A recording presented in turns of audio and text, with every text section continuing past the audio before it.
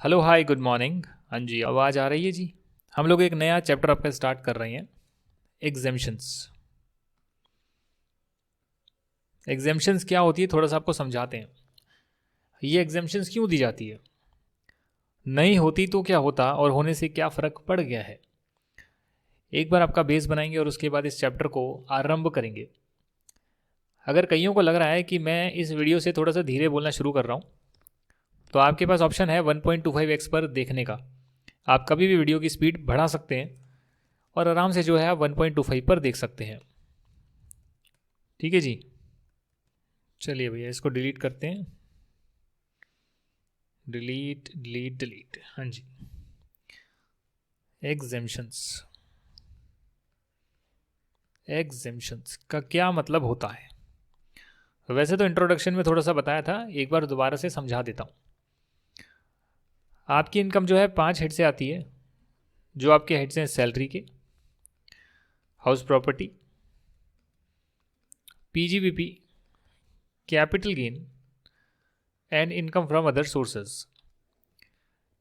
Salary का chapter हम लोगों ने नहीं करा है, और सैलरी के चैप्टर में गिवन है कि अगर एम्प्लॉयर से कुछ पैसा मिलेगा एम्प्लॉय को, तो उसे हम सैलरी बोलते हैं।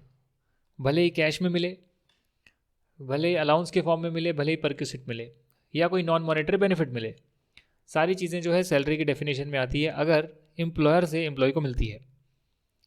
हाउस प्रॉपर्टी के चैप्टर में मैंने आपको बताया था कि अगर कोई बिल्डिंग है,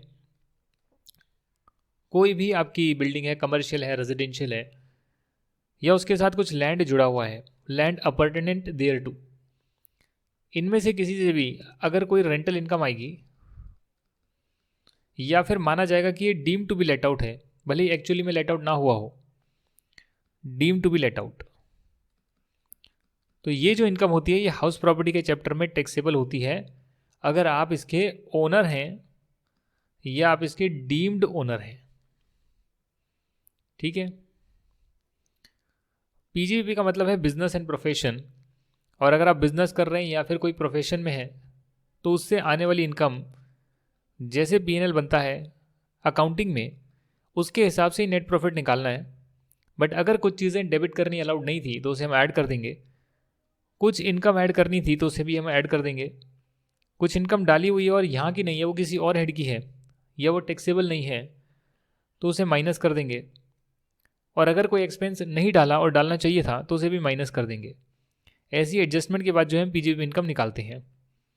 साथ ही में जो छोटे कारोबारी होते हैं उनको हमने प्रिजम्पटिव टैक्सेशन का बेनिफिट दिया है, और टर्नओवर के एक परसेंटेज के बेस पर हम उनकी इनकम टैक्सेबल करते हैं, उनकी पीजीपी इनकम मानते हैं। कैपिटल गेन जो है उसमें अगर कोई कैपिटल एसेट ट्रांसफ़र होता है तो जो है कैपिटल गेन या कैपिटल लॉस निकलता है, जो कि लॉन्ग टर्म या शॉर्ट टर्म हो सकता है। अगर लॉन्ग टर्म होता है तो अधिकतर केसेस में हम पुरानी कॉस्ट को नई कॉस्ट पर लाते हैं, जिसे हम इंडेक्सेशन बोलते हैं। और अधिकतर केसेस में, ऑलमोस्ट सभी केसेस में, कुछ एग्जेम्पशंस भी मिलती है, ये आपको पता होगा। सेक्शन 54 की एग्जेम्पशंस भी मिलती है।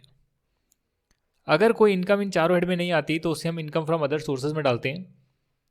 यदि इनकम फ्रॉम अदर सोर्सेज में कैजुअल इनकम आ रही है, income from lottery, gambling, card game, game shows etcetera, horse races etcetera, उस पर फ्लैट 30% पर टैक्स लगता है और कोई भी एग्जेम्पशन नहीं है, कोई भी उसमें से आप एक्सपेंस माइनस नहीं कर सकते, किसी भी और लॉस के साथ उसे एडजस्ट नहीं कर सकते। फ्लैट टैक्स लगेगा आंख बंद करके। यदि कैजुअल इनकम से लॉस आएगा तो वो कैरी फॉरवर्ड भी नहीं होएगा। बाकी इनके अलावा कोई इनकम है तो उसको अर्न करने के लिए अगर कोई खर्चा करा है तो जनरली माइनस हो जाता है, अगर वो पर्सनल नेचर का नहीं है, कैपिटल नेचर का नहीं है, होली एंड एक्सक्लूसिवली इसको अर्न करने के लिए किया गया है, तो माइनस हो जाता है। साथ में इंटरेस्ट ऑन इनहेंस कंपनसेशन वो भी यहाँ पे टैक्सेबल होती है, डिविडेंड भी यहाँ पर टैक्सेबल होता है, डायरेक्टर की सैलरी है वो भी यहाँ टैक्सेबल होती है, वो सारी चीज़ें यहाँ पर आती है। और जो इंटरेस्ट ऑन इनहेंस कंपनसेशन है उसमें 50% की डिडक्शन मिलती है फ्लैट। ये मैंने कुछ चीज़ें आपको रिवाइज कराई है। अगर आपको ये कॉन्सेप्ट मालूम है तो यहाँ पर आपने देखा होगा कि कुछ एग्जेम्पशंस तो आप ऑलरेडी पढ़ चुके हैं। बाकी हम लोग मैक्सिमम एग्जेम्पशंस जो है वो सैलरी के चैप्टर में करेंगे।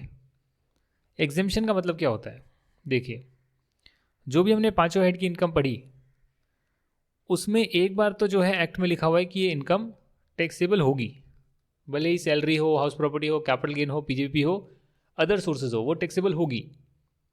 बट बाद में जो है एक सेपरेट प्रोविजन बनाकर एग्जेम्पशन दे दी गई, जो कि कुछ समय के लिए हो सकती है या फिर जब तक एग्जेम्पशन को नहीं हटाया जाता तब तक के लिए हो सकती है। और एग्जेम्पशन जो होगी वो फुल हो सकती है, पार्शियल हो सकती है, कंडीशनल हो सकती है या अनकंडीशनल हो सकती है। ये वैसे मैं आपको हर एक्ट का बता रहा हूँ, एग्जेम्पशन इन्हीं प्रकार की होती है। ये क्या लिख दिया मैंने, फुल। फुल का मतलब जितनी इनकम है वो 100% एग्जेम्प्ट होगी। पार्शियल का मतलब कि कुछ पोर्शन एग्जेम्प्ट होगा, बाकी टैक्सेबल होगा। सम पोर्शन एग्जेम्प्ट, बाकी टैक्सेबल। आप 1.25x पर मेरी ये वाली वीडियो या आने वाली वीडियोस देख सकते हैं, क्योंकि अब मेरा मन है कि मैं आपको ज़्यादा ज्ञान दूँ आने वाले सभी चैप्टर्स में।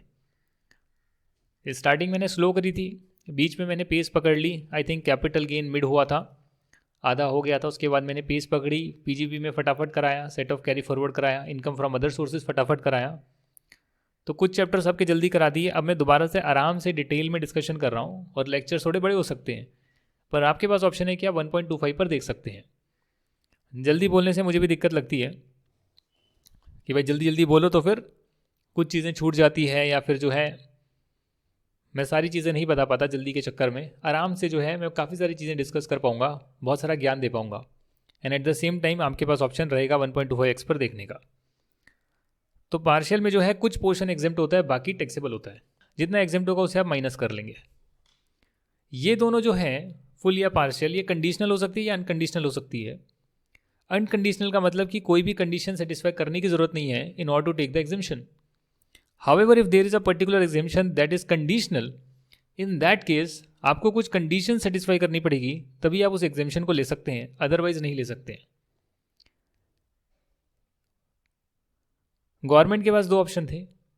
पहला ऑप्शन कि वो टैक्सेबल ही ना बनाए, किसी इनकम को टैक्सेबल करे ही ना।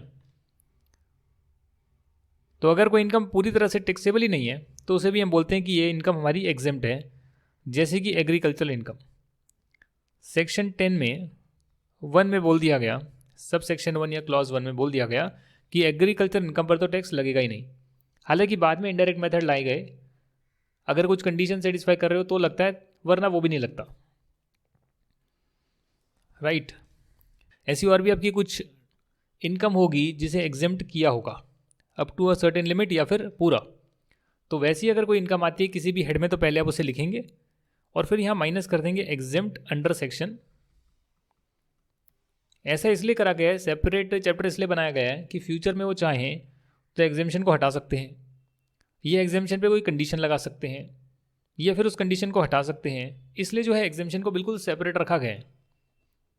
राइट। और इसीलिए जो है हम इसका एक सेपरेट चैप्टर आपका कर रहे हैं।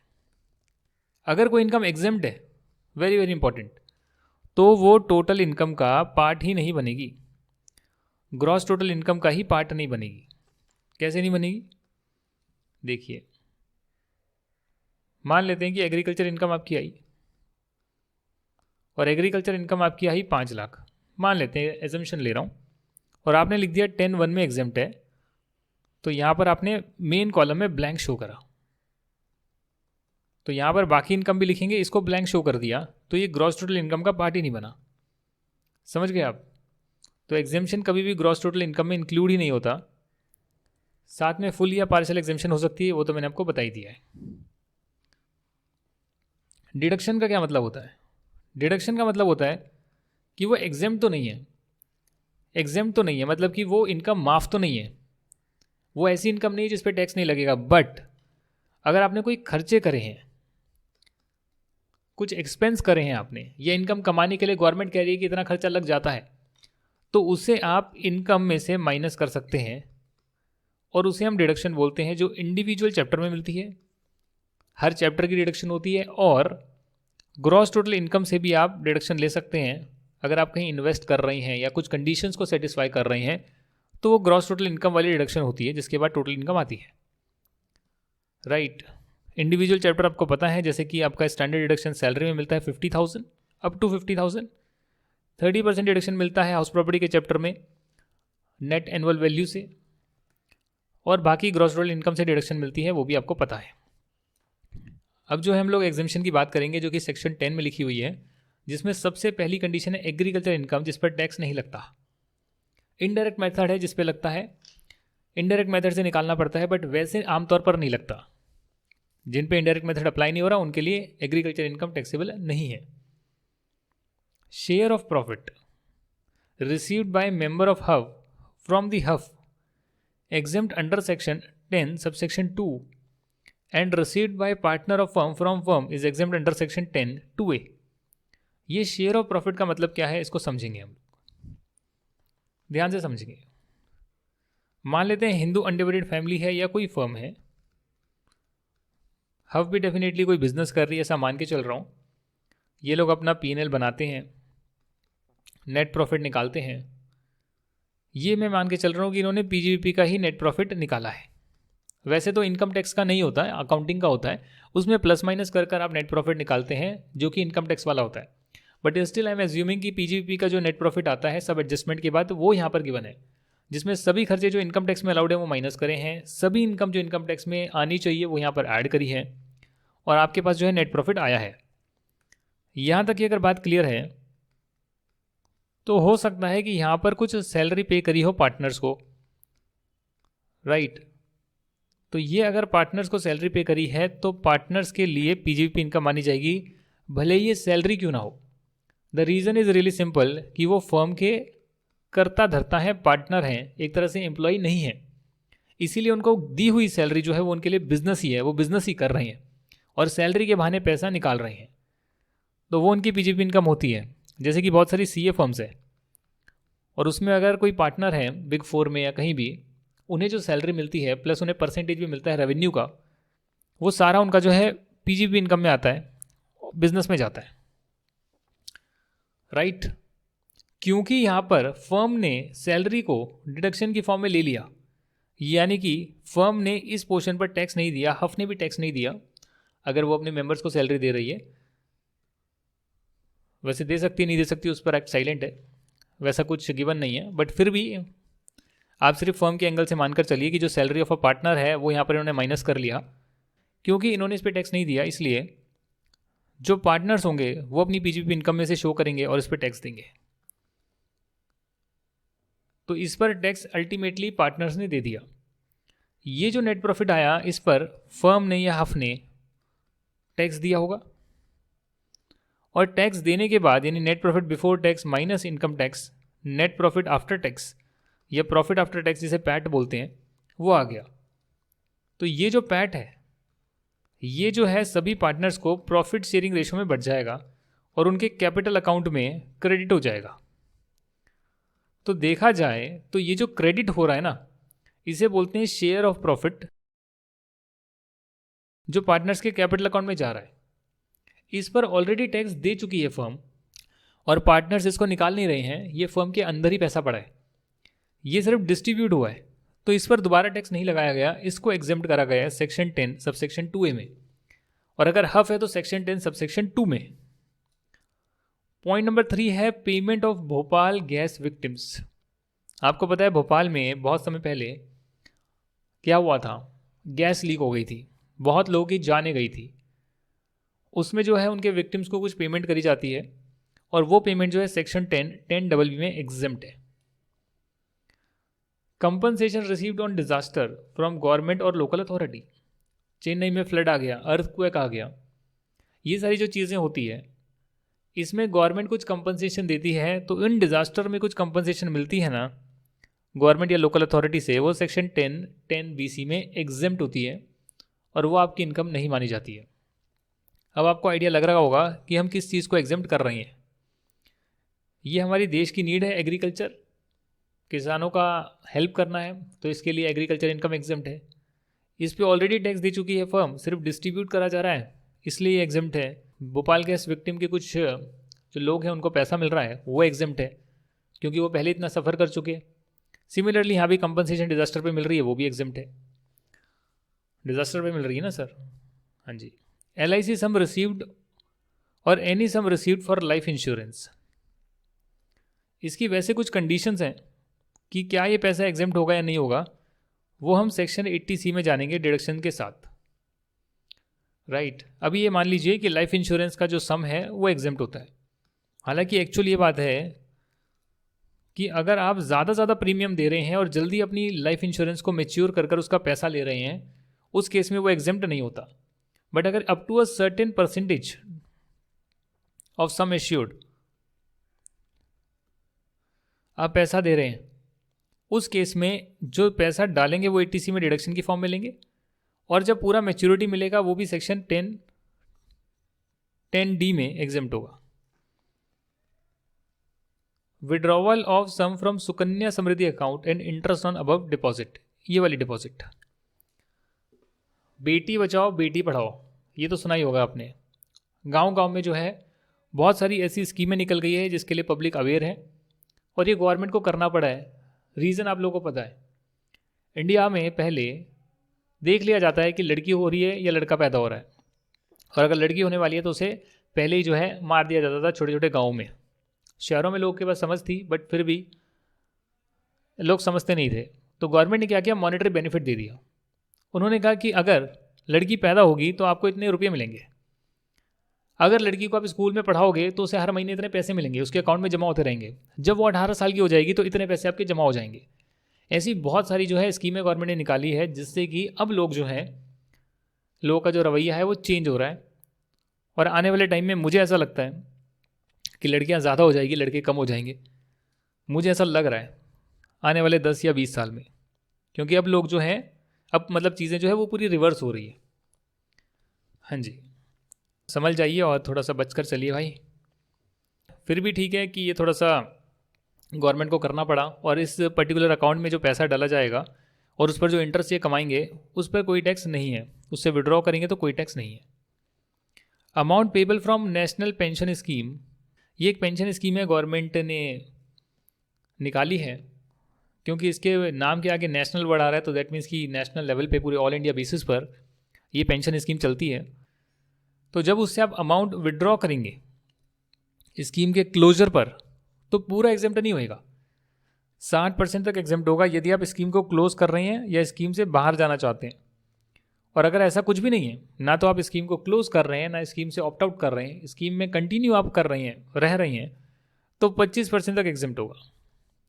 जो पैसा आप निकालेंगे वो 25% एग्जेम्प्ट होगा, बाकी टैक्सेबल होगा। हाँ जी, और क्लोजर पर जो निकालेंगे जितना भी मेच्योर होगा उसका 60% जो है एग्जेम्प्ट होगा। Point number 8, post office. आपको पता होंगे पोस्ट ऑफिस होते हैं जिससे आप चिट्ठियाँ लगाते हैं, लगाते थे, आप भूल चुके हैं, अब तो ईमेल चलता है, बट फिर भी कई बार स्पीड पोस्ट, कोरियर कुछ भेजने के लिए यूज़ करते होंगे आप। पोस्ट ऑफिस में सेविंग अकाउंट भी खुलते हैं। क्या आप लोगों को पता है पोस्ट ऑफिस में सेविंग अकाउंट भी खुलते हैं, saving bank account. Fix deposit भी होती है, टर्म डिपॉजिट होती है, आरडी होती है, बैंक अकाउंट भी खुलने लग गए हैं पोस्ट ऑफिस के अंदर। अब तो ऑनलाइन चेक भी कर सकते हो, सब कुछ जैसा बैंक में होता है वैसा ही पोस्ट ऑफिस में होने लग रहा है। तो अगर उसके सेविंग अकाउंट में रखोगे पैसा और उस पर जो इंटरेस्ट मिलेगा, अगर आप सिंगल होल्डर हैं तो 3500, अगर आप सिंगल होल्डर हैं तो 3500, और अगर आप जॉइंट अकाउंट रखते हैं, क्योंकि जॉइंट अकाउंट रख सकते हैं, तो 7000 तक जो है इंटरेस्ट एग्जेम्प्ट होगा सेक्शन 10 सब सेक्शन 15 में। इसके अलावा interest on gold deposit bonds, deposit certificate, जो कि गोल्ड मोनेटाइजेशन स्कीम के अंदर आते हैं। मतलब कि ऐसी स्कीम जिसमें कि आप पैसा डाल रहे हैं गोल्ड के बॉन्ड्स में, एक्चुअली गोल्ड में इन्वेस्ट नहीं कर रहे, गोल्ड का प्राइस बढ़ेगा कम होगा उससे बॉन्ड की प्राइस भी फ्लक्चुएट करेगी। हाउएवर आपको उस पर एक सर्टेन परसेंटेज इंटरेस्ट भी मिलेगा, 2.5%, 3%, बहुत ही कम मिलता है, वो इंटरेस्ट एग्जेम्प्ट होता है। अगर आपको कोई स्कॉलरशिप मिली है एजुकेशन की कॉस्ट मीट करने के लिए, तो वो सेक्शन 10 सब सेक्शन 16 में एग्जेम्प्ट होगी। एजुकेशन के लिए कई बार जो है लाख रुपए की भी स्कॉलरशिप मिलती है, और वो कॉस्ट को मीट करने के लिए यूज़ नहीं होती है, क्योंकि कॉस्ट आपकी सिर्फ 10,000 होती है, उस केस में टैक्सेबल होगी। पर अगर जितना भी पैसा मिल रहा है वो एजुकेशन की कॉस्ट मीट करने के लिए लग रहा है स्कॉलरशिप का पैसा, तो उस केस में वो स्कॉलरशिप पूरी की पूरी एग्जेम्प्ट होती है। इसके बाद जो है 1032, आपको पता ही है कि अगर माइनर चाइल्ड की इनकम पेरेंट की इनकम में क्लब होगी, जिस पेरेंट की इनकम ज़्यादा है, उस केस में वो ऐड करेंगे और पर चाइल्ड 1500 रुपये तक मैक्सिमम माइनस कर सकते हैं। ये चीज़ मैंने आपको बताई हुई है, हम पहले कर भी चुके हैं। I think income from other sources में किया था, नहीं क्लबिंग में किया था, हाँ क्लबिंग में किया था। Income receive by share holder on account of buy back of share section 1034A। तो बाय बैक के केस में ही हमने कैपिटल गेन में पढ़ा था 1034A। तो एक बार आपको दिखा देते हैं।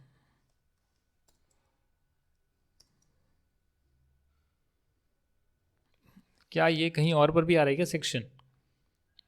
Capital gain on buy back of securities, देखिए यहां पर जहां कंपनी टैक्स दे रही है बाय बैक पर, वो शेयर होल्डर के लिए एग्जेम्प्ट है। तो आपको समझ आ गया होगा रीज़न क्या है, कि इस अमाउंट पर ऑलरेडी टैक्स जा चुका है by the company, paid by the company, and therefore it is exempt for the share holders. ठीक है, चलिए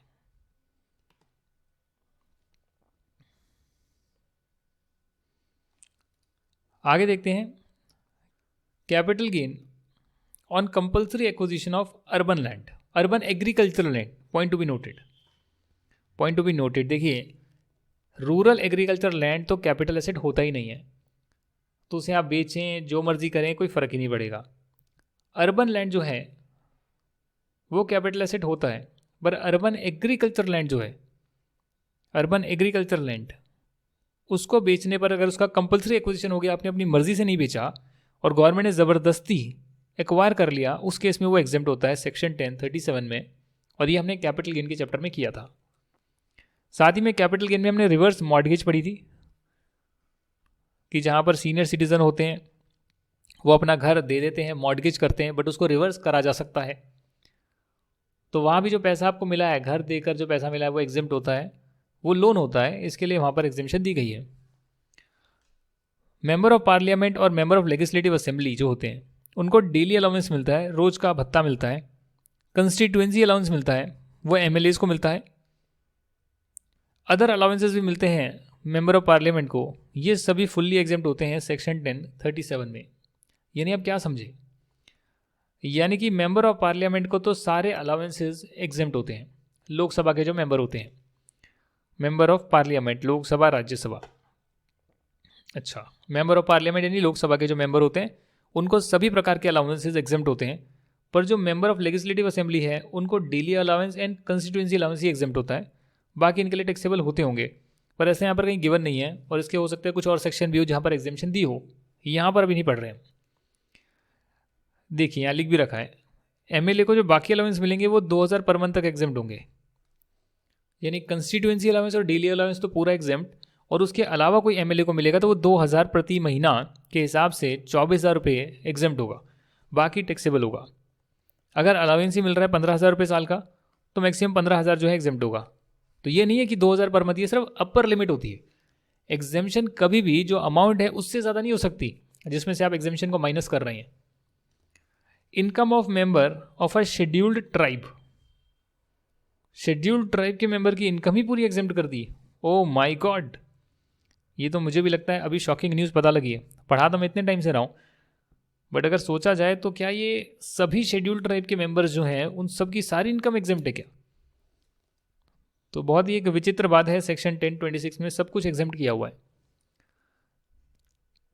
इनकम ऑफ इंडिविजुअल जो कि सिक्किमीज ओरिजिन का है और उसने अर्न करा है सिक्किम में, कुछ भी पैसा कमाई करी है, पैसा अर्न करा है सिक्किम में, अर्न करा है, यह डिविडेंड इंटरेस्ट वो तो पूरे इंडिया से कहीं भी आ सकता है, किसी भी प्लेस से आ सकता है, तो वो भी एग्जेम्प्ट होगा 1026AA में, सेक्शन 1026AA में वो भी एग्जेम्प्ट होगा। अगर सिक्किमीज वुमेन मैरी कर लेती है किसी नॉन सिक्किमीज से, उस केस में जो है एग्जेम्पशन ले ली जाएगी। किससे? सिक्किमीज वुमेन से एग्जेम्पशन ले ली जाएगी। तो उन पर रिस्ट्रिक्शन लगा दी है कि आपको शादी सिक्किम वाले बंदों के साथ ही करनी है अगर एग्जेम्पशन लेना चाहते हैं। अब इसका क्या लॉजिक है? वही कि सिक्किम के लोग जो है वहीं पर रहें, है ना, क्योंकि उनको एक एग्जेम्पशन दी गई है। वरना क्या होगा? वरना सब लोग सिक्किम वाले से शादी कर लेंगे, उसके नाम पर ट्रांसफ़र कर देंगे, उसके लिए सब कुछ एग्जेम्प्ट करवा देंगे इनकम बचाने के लिए। समझ गए आप? तो वो ना हो इसके लिए रिस्ट्रिक्शन डाली गई है। Interest on NRE account non resident external account is exempt for non resident individual. हाँ जी, तो नॉन रेजिडेंट एक्सटर्नल अकाउंट का जो इंटरेस्ट होगा वो नॉन रेजिडेंट्स के लिए एग्जेम्प्ट होगा। अगर आपको नहीं पता कि एनआरई अकाउंट क्या होता है तो मैं आपको बता देता हूँ। जो लोग इंडिया के बाहर चले जाते हैं, जो लोग इंडिया के बाहर चले जाते हैं, अब्रॉड चले जाते हैं काम करने के लिए, वो इंडियन बैंक में अकाउंट वैसे नहीं रख सकते हैं। पहले का कोई अकाउंट पड़ा होगा तो उसको बंद करवा देंगे, अदरवाइज़ नहीं रख सकते। उन्हें इंडियन बैंक के साथ ही अगर वो चाहें तो अकाउंट खुलवाना होता है, बट वो एक स्पेशल अकाउंट होता है, नॉन रेजिडेंट एक्सटर्नल अकाउंट या non resident operation account, NRO, ऐसे कुछ होता है। आप चेक करिएगा, इन दोनों अकाउंट का डिफरेंस आप देखिएगा। तो ऐसा जो अकाउंट होता है जिसमें वो बाहर की अर्निंग अपनी रख सकते हैं और फॉरेन एक्सचेंज में ही निकाल सकते हैं, और दूसरे अकाउंट में जो है वो इंडियन अर्निंग भी रख सकते हैं। तो जो नॉन रेजिडेंट एक्सटर्नल अकाउंट है उसमें जो पैसा रखा गया है उस पर इंटरेस्ट जो मिलेगा वो नॉन रेजिडेंट के लिए एग्जेम्प्ट होगा, और ये अकाउंट नॉन रेजिडेंट ही खुलवा सकते हैं। Non citizen and non resident receiving salary for employment in a foreign ship and his or total stay is less than 90 days during the previous year, then the entire salary will be exempt under section 10 subsection 6. क्या कह रहा है ये कह रहा है कि non resident non citizen foreign ship पर काम करने से जो सैलरी मिलती है वो एग्जेम्प्ट होगी अगर उनका स्टे इंडिया में 90 डेज से कम का है। Remuneration received by foreign government employee from there government during their stay in India.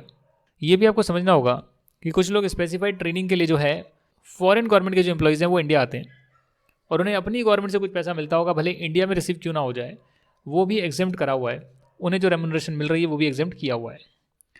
Royalty income or fees for technical services from National Technical Research Organisation received by a non resident and foreign company. Royalty income ये क्यों देंगे आप मुझे बताइए। National Technical Research Organisation royalty क्यों देगी किसी non resident और फॉरेन कंपनी को? क्योंकि वो उनका कुछ ना कुछ प्रोडक्ट यूज़ कर रहे होंगे जिस पर रॉयल्टी बनती है, और इसीलिए जो है वो रॉयल्टी इनकम जो दी जाएगी या फीस दी जाएगी टेक्निकल सर्विस के लिए वो सेक्शन 10 6D में एग्जेम्प्ट होगी। सेक्शन 10 6D में एग्जेम्प्ट होगी, पूरी तरह से एग्जेम्प्ट होगी। इसके बाद अवार्ड मिलते हैं गवर्नमेंट से, अवार्ड जो भी मिलेगा वो सेक्शन 10 17 में पूरी तरह से एग्जेम्प्ट होगा। अगर कोई पेंशन रिसीव हो रही है by the recipient of gallantry awards. Sir gallantry awards क्या होते हैं बताइए हमें, हम थोड़ा सा आपको रिसर्च करके बताते हैं।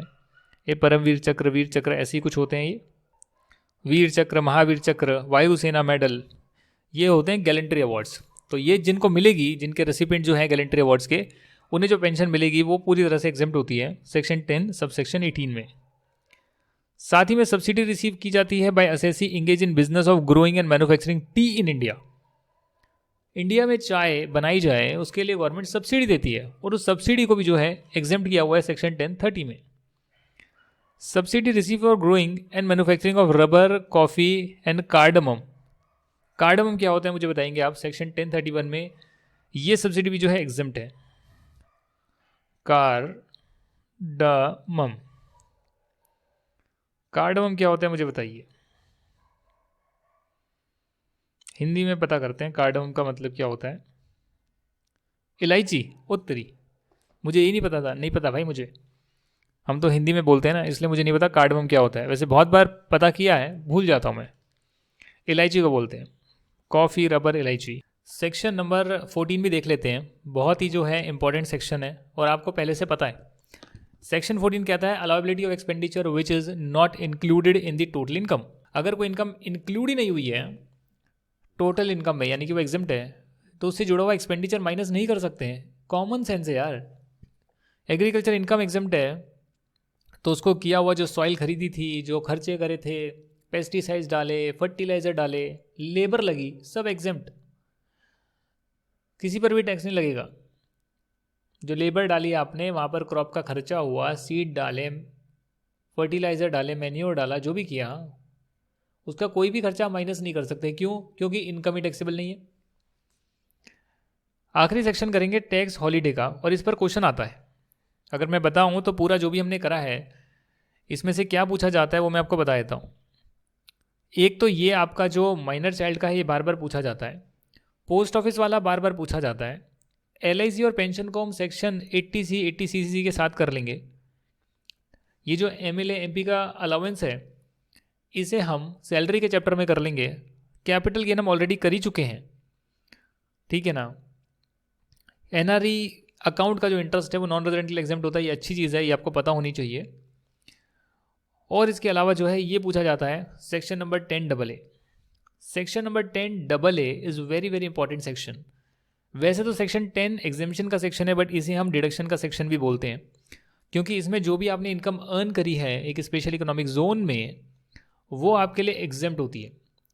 मतलब उस पर्टिकुलर इनकम का आप एक तरह से एग्जेम्प्ट होती है, इसके लिए आप उसे माइनस कर सकते हैं जो भी आपने इनकम अर्न करी है।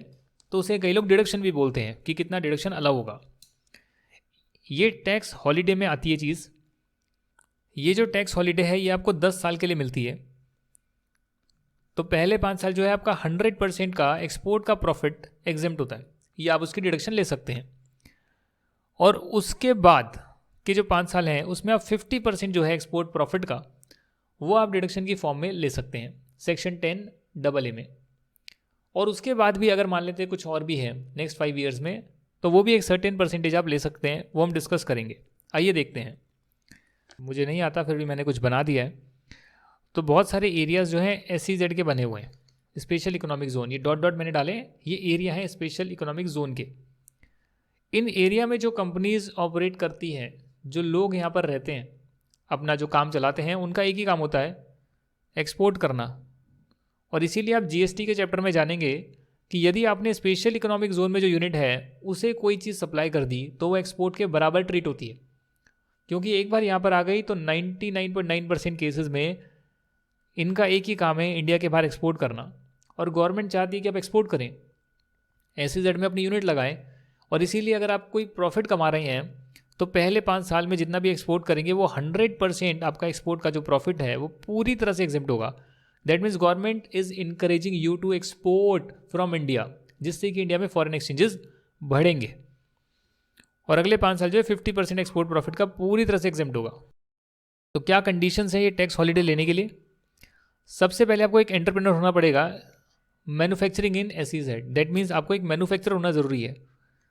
जो लोग सर्विस प्रोवाइड करते हैं उनके लिए IFSC बने, इंटरनेशनल फाइनेंशियल सर्विस सेंटर। वो भी SEZ की तरह होते हैं, जो फाइनेंस की सर्विस इंडिया के बाहर प्रोवाइड कर रहे हैं। उनके भी अलग अलग सेंटर बने हुए हैं। मतलब एक तरह से सेम ही होता है, जैसे SEZ है मैन्युफैक्चरर के लिए, वो एक्सपोर्ट करते हैं, वैसे ही IFSC भी होते हैं। अगर कोई एंटरप्रेन्योर है मैन्युफैक्चर कर रहा है SEZ में इन न्यू यूनिट या undertaking that is not formed by splitting existing business, existing business से नहीं बनाया है, कोई नई यूनिट ही इस्टेब्लिश करी है और उसमें जो प्लांट एंड मशीनरी है, न्यू प्लांट एंड मशीनरी, वो कम से कम टोटल का 80% से ज़्यादा है। तो सभी प्लांट एंड मशीनरी का टोटल निकालिए, उसको मल्टीप्लाई करिए 80% से, और यदि उससे ज़्यादा आपके नए प्लांट एंड मशीनरी है तब आप इस स्कीम के लिए एलिजिबल हो जाएंगे। अगर आपने कोई प्लांट एंड मशीनरी इंडिया के बाहर यूज़ करा है तो उसको भी आप नया प्लांट एंड मशीनरी मान सकते हैं, और एक चार्टर्ड अकाउंटेंट से आप रिपोर्ट को साइन करा कर दे सकते हैं कि भैया ये प्लांट एंड मशीनरी नया है। तो यहाँ भी कहीं ना कहीं CAs का काम आ जाता है, सर्टिफिकेशन सर्विसेज का। डिडक्शन अलाउड, ये मैं आपको ऑलरेडी बता चुका हूँ। अगर आप एंटरप्रेन्योर हैं, मैन्युफैक्चर कर रहे हैं, एक्सपोर्ट कर रहे हैं, प्लांट एंड मशीनरी आपका 80% ज़्यादा नया है, उस केस में जो पहले 5 साल आप प्रॉफिट कमाएंगे एक्सपोर्ट से, ऐसा इसलिए लिखा है कि हो सकता है कि आप वहाँ से कुछ डोमेस्टिक में भी कुछ बेच दें, it is possible, but majority आप बाहर एक्सपोर्ट ही करते हैं। तो जो भी एक्सपोर्ट का प्रॉफिट होगा ना वो पूरा आपका एग्जेम्प्ट होगा 100%। फिर उसके भी जो नेक्स्ट 5 ईयर्स हैं, 5 साल खत्म होने के बाद के 5 साल, उसमें जितना भी एक्सपोर्ट का प्रॉफिट होगा उसमें से आप 50% की डिडक्शन ले सकते हैं सेक्शन 10AA में। तो हो सकता है क्वेश्चन में दे रखा हो कि एक यूनिट आपने ऑपरेट करनी शुरू करी 2013 में, तो आप देखेंगे अच्छा इसके पहले 5 साल तो हो चुके, अगले 5 साल चल रहे होंगे, तो वो यहाँ पर फॉल करेगा। इसका 50% जो है प्रॉफिट का जो है डिडक्शन की फॉर्म में लिया जा सकता है। अब 10 साल कंप्लीट हो गए और उसके बाद के नेक्स्ट 5 ईयर्स हैं, उसमें भी कुछ बेनिफिट दिया गया है। Amount debited to P&L account, P&L में आप डेबिट कर सकते हैं, and credit to SEZ reinvestment allowance reserve up to 50% of export profit. This should be allowed to acquire plant and machinery within 3 years and should not be used for dividend distribution, remittance outside India as profits और creating assets outside India. If misutilised then it will be taxable. इसका मतलब unrestricted है, पहले 5 साल 100%, उसके बाद के 5 साल 50%, और फिर उसके बाद के जो 5 साल हैं वो मैक्सिमम एक्सपोर्ट प्रॉफिट का 50% तक आप ले सकते हैं मैक्सिमम, प्रोवाइडेड आपने पीएनएल में उसे डेबिट करा हो उस खर्चे को, और एक इन्वेस्टमेंट अलाउंस रिजर्व में, एक रिजर्व अकाउंट में क्रेडिट करा हो, और उस रिजर्व को आप यूज़ करेंगे नया प्लांट एंड मशीनरी लेने में, राइट। इंडिया में एसेट्स एक्वायर करने में, प्लांट एंड मशीनरी एक्वायर करने में, इंडिया में प्लांट एंड मशीनरी लगाने पर, और 3 साल के विद इन यूज़ करेंगे, एक कंडीशन है, तो भी आपको जो है उतना बेनिफिट मिल जाएगा, प्रॉफिट से आप डिडक्शन ले सकते हैं। जो भी एसईजेड यूनिट के टोटल प्रॉफिट्स हैं उसको रेशियो में निकालना होगा कि भैया ये टोटल प्रॉफिट मैंने टोटल टर्नओवर से कमाया है, तो मेरा एक्सपोर्ट का टर्नओवर तो इतना है, तो उस हिसाब से मेरे प्रॉफिट एक्सपोर्ट के हिस्से में कितने आएंगे। समझ सकते हैं ना, यूनिटरी मेथड है। अगर टोटल प्रॉफिट है और आपका टोटल टर्नओवर गिवन है, पर आपने सारा एक्सपोर्ट नहीं करा, कुछ आपने डोमेस्टिक भी सेल करा है, तो एक्सपोर्ट के हिस्से में कितना प्रॉफिट आ रहा है वो आप यूनिटरी मेथड से कैलकुलेट करेंगे, और डिपेंडिंग ऑन कि कौन से साल में ऑपरेट कर रहे हैं इस टैक्स हॉलीडे के, आप जो है नेसेसरी डिडक्शन ले सकते हैं। जब ये आप टर्नओवर कैलकुलेट करेंगे तो इसमें आप freight, insurance, telecommunication charges, insurance expenses जो हैं, इंडिया के बाहर डिलीवर करने के इंश्योरेंस भी कराया जाता है, वो सब टर्नओवर का पार्ट आप नहीं बनाएंगे। क्यों? मतलब जब सामने वाले से आप चार्ज कर रहे हैं एक्सपोर्ट करने का, तो उससे आप ये भी चार्ज कर रहे होंगे, फ्रेट, इंश्योरेंस, टेलीकम्युनिकेशन चार्जेस, उसको पार्ट नहीं बनाएंगे, इंश्योरेंस एक्सपेंस उसको पार्ट नहीं बनाएंगे, उसके अलावा टर्नओवर देख रहे हैं हम। हाँ, दोनों ही जगह डेफिनेटली, राइट, क्योंकि वो सारे जो आपको एक्स्ट्रा चार्जेस मिल रहे हैं वो आपका खर्चा भी लग रहा होगा। तो बस यही है, इसी के साथ आपका एग्जामिनेशन का पूरा चैप्टर कंप्लीट हो गया। हो सकता है मैं थोड़ा सा जल्दी करवा देता, थोड़ा तेज बोल के तो 10 मिनट पहले कंप्लीट कर देता, थोड़ी ज़्यादा एक्सप्लेनेशन दे दी तो 10-15 मिनट ज़्यादा लग गए, या 10 मिनट ज़्यादा लग गए, जो भी है, एटलीस्ट क्लैरिटी तो मिली, और आपके पास 1.25 पर देखने का, 1.25x पे देखने का ऑप्शन है।